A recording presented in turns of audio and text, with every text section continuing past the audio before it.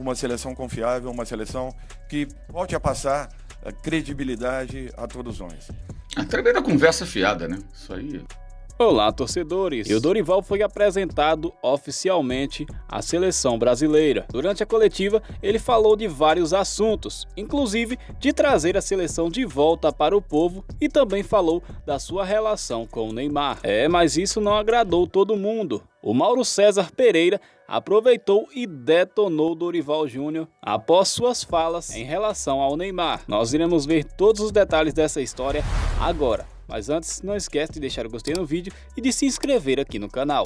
Deixe também o seu comentário falando o que você achou aí do Dorival Júnior na seleção brasileira.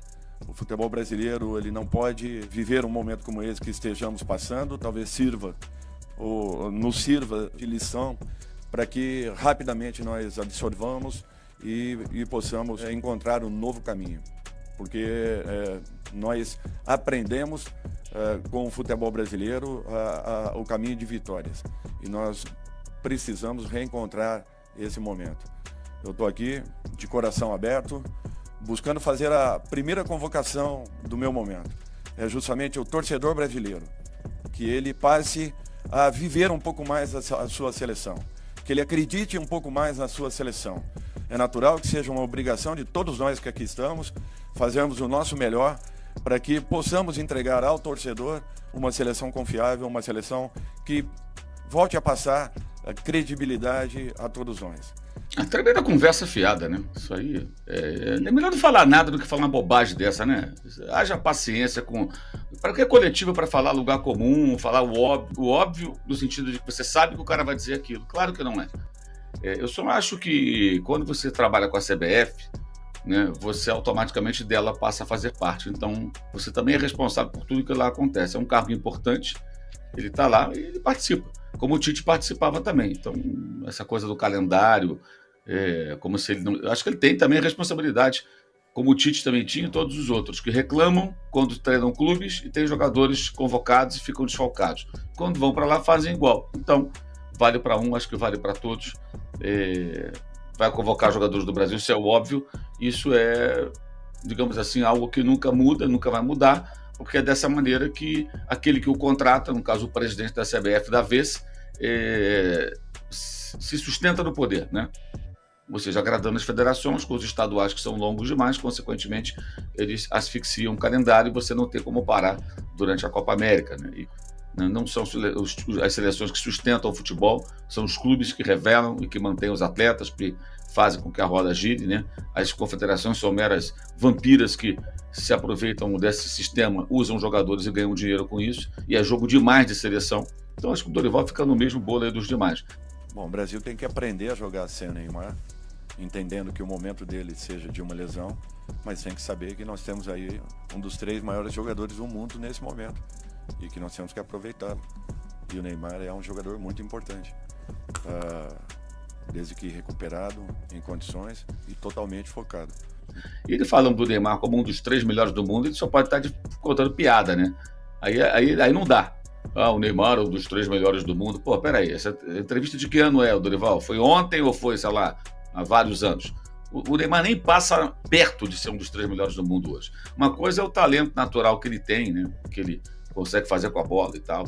A outra é o que ele apresenta em campo. No momento nem apresenta nada, porque foi contratado pelo time saudita do Al Hilal, veio jogar para a seleção brasileira, o clube não queria, o técnico dele, que é o Jorge Jesus, se manifestou que era para ele ficar por lá, que não estava em condições, ele viajou e ainda deu azar de se machucar, né? Ele se machucou e sabe-se lá quando vai jogar. E o mais importante, o time dele nada de braçadas no campeonato que disputa, sem a presença dele, ou seja, tecnicamente ninguém sente falta. Pode sentir falta pelo aspecto do marketing, né? Ele é midiático de fato, continua sendo, muito, pro bem e pro mal. Mas tecnicamente o time não está sentindo a menor falta. Eu ouso arriscar que se ele voltasse a jogar hoje ou semana que vem, ficaria num belo de um banco. Deve ser um banco confortável que os caras têm lá para esse jogador. Jogadores caros, né? Então compra um banco confortável, acolchoado, aquele de grife, né? Para o cara ficar sentado lá que ele ia ficar. Porque dificilmente iria jogar, creio eu, assim, de saída, até que recuperasse um espaço que ele sequer chegou a conquistar.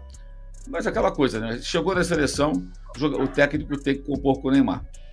O Tite era subserviente até, o Dorival sinalizou que vai ser a mesmíssima coisa, porque é muito ruim, né? Muito ruim. Porque o Neymar ele vai caindo de rendimento, ele vai caindo em relevância, vai ficando mais velho e parece que ele ainda é o cara que faz a diferença. E, na verdade, não faz. Não faz. Essa situação de não ter o Neymar para dirigir é uma maravilha nesse momento, cara. Sinceramente. Porque essa coisa de compor, Tironi, o Dorival não vai romper com ninguém, ainda mais em entrevista. É aquela...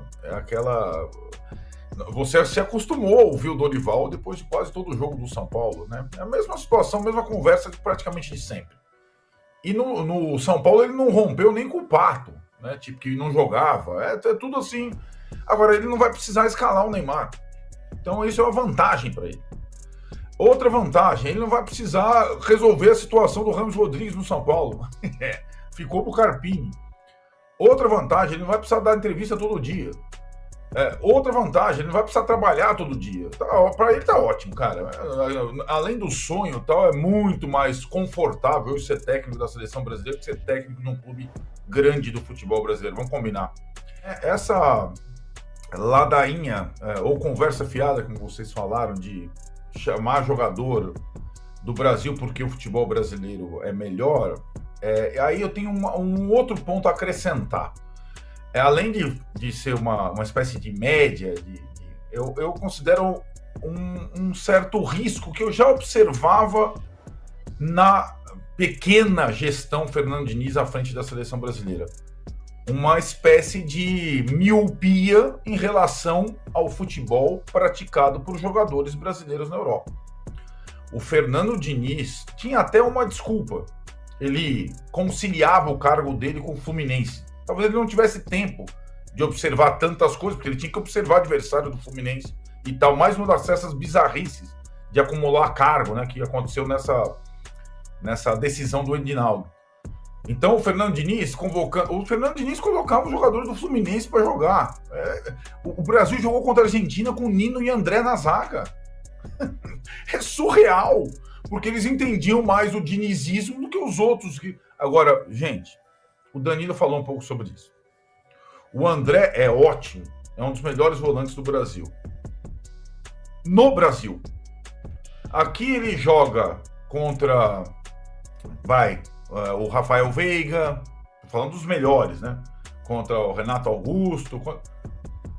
Lá na Europa, tem uns 500 jogando em alto nível na posição dele. O Douglas Luiz do Aston Villa, hoje, joga num dos melhores times da Inglaterra.